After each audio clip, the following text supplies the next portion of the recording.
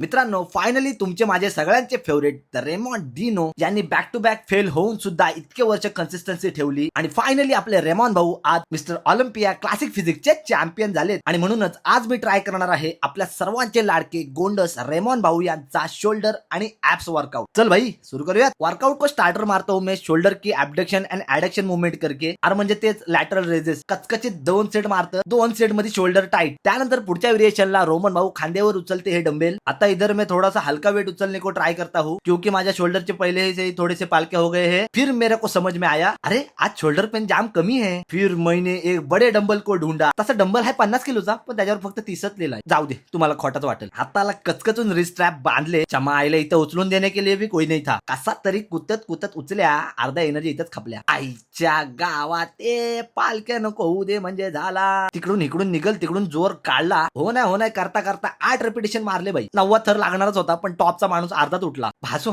30 kilo उचलाच्या नादात 6 set मारले. त्यानंतर पुढचा व्हेरिएशन बघायला गेलो तर रेमॉन भाऊ मारतात तिच्या आईला लॅटरल रेजेस. भेंडी मग पहिला व्हेरिएशन कुठला होता? आईचा घो त्या कामाच्या. वॉर्म अप सेट होते ते आणि मी कुत्र्यासारखा जोर काढून मारला. जाऊ दे आता काय उचला परत 10चा डंबल उडव बास. Fly but don't cry. या ओळीला काय अर्थ आहे? त्या आईला तिकडनं रोमन भाईचा आवाज आला. भाई तू वर्कआउट कमी करतेस ना, बाता जास्त मारतेस. वर्कआउट कसा कचकचून झाला पाहिजे. आईच्या गावात मारला कुत्रा. मला राग आला. खे भेंडी उचल 15 किलो उडवता नादन. बस दमलो. उसके बाद मैं ऐसा बेंचवर बसया और फिर मागच्या साइड को डंबल उडव्या. याला म्हणतात बेंट ओव्हर लॅटरल रेजेस. याचे पण 3 सेट मारून विषय खपवला. एक 2-3 मिनिटं मस्त श्वास घेतला. तितक्यात रेमॉन भाऊनी धरून मला इकडे फेकला. ओय भाई या काय करतेस? अरे हा रिअर डेल्ट पेगडिक्स फ्लाय. तुम्ही बोलायला बसायला जागा दिली आहे तिचा काहीतरी वापर कर. मी नाही करणार, माझी मर्जी. खरं सांगायचं तर मी उभं राहिलो तर मला माझ्या मसल टार्गेट नुसार हवी तशी पोझिशन सेट करता येते आणि प्रॉपर मसल माइंड कनेक्शन पण बनवता येतं. त्यामुळे काही एक्सरसाइज उभं राहून केलेल्या पण चांगल्या असतात. हो हे की नाही माहिती आहे रिअर डेल्टचा पंप झालाय तो. चल शाना बन पुढची एक्सरसाइज कर. ही एक्सरसाइज आगळी वेगळी आहे पण एकदम